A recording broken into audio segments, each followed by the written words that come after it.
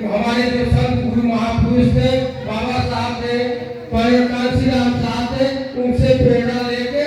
इस समाज के लिए, इस सब समाज के, किसी जाति विशेष के लिए, सब समाज के दबे पिछले गरीब महिलाओं, नौजवान, बेरोजगार युवाओं के हक हकूक की लड़ाई लड़ने के लिए बहन कुमारी मायावती जी निकल पड़ती है। उनके साथ साथ जब वो याद करती है कि हमारे संत गुरु महापुरुष बाबा साहब कांशीराम साहब इस देश के जब गरीब दलितों मजदूरों की लड़ाई लड़ रहे थे, तब उनको बाबा साहब और बाबा साहब दो मुद्दा बहुत प्राथमिकता पे रखते थे। पहला प्राथमिकता था उनका वोट देने का अधिकार, दूसरा था शिक्षा का अधिकार। सम्मानित साथियों, बाबा साहब की मंशा थी कि अगर हमारे लोग पढ़ लिख कर अपने लोगों को आगे बढ़ा देंगे, नौकरी रोजगार दिला देंगे, तो हमारे समाज का विकास होगा, हमारा समाज आगे बढ़ेगा, तब हम लोग का हमारा खोया हुआ राजपाट मान सम्मान वापस मिलेगा। दूसरी बात कि जब वोट देने का अधिकार था तो लड़ाई लड़े तो वोट देने के लिए, तो उनका मुख्य उद्देश्य था कि हमारे लोग जब वोट दे करके, बहुत बहुत धन्यवाद,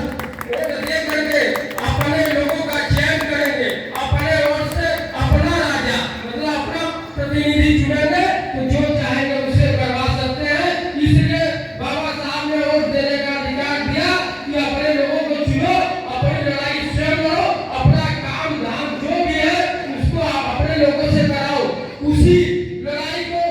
लड़ते लड़ते बहन कुमारी मायावती जी, बहुत बहुत धन्यवाद,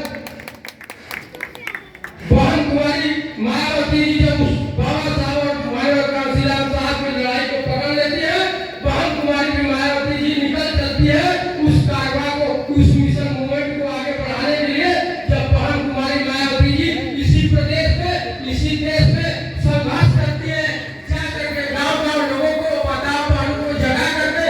जब संघर्ष करके पहली बार इस देश में, इस प्रदेश की मुख्यमंत्री बनती है, तब बहन कुमारी मायावती जी इस समाज के लिए, इस दबे पिछड़े मजदूर समाज के लिए इतना करके दिखाती है कि समाज का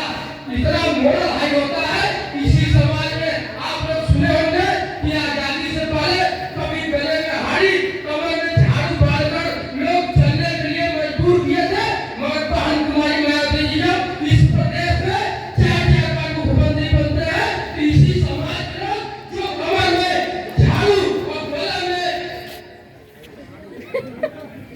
धन्यवाद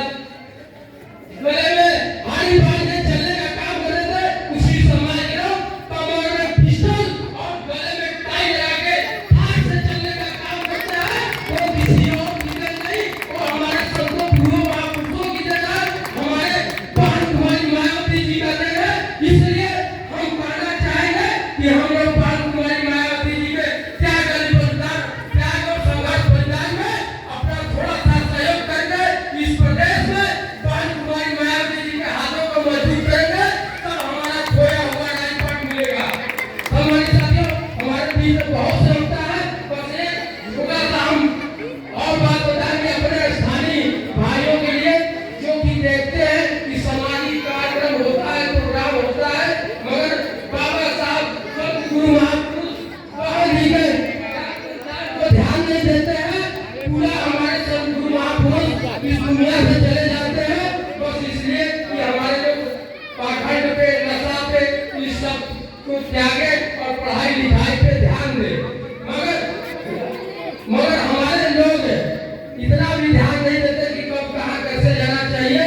चले जाते हैं, पी कर चले जाते हैं, दारू पी के चले जाते हैं, गांजा पी के चले जाते हैं। अरे मैं उससे कहना चाहता हूँ कि अगर आप दारू गांजा पी के घूमोगे, घर में जाओगे, चिल्लाओगे, तो आपका बेटा बेटी क्या नरेंद्र मोदी बन जाएगा,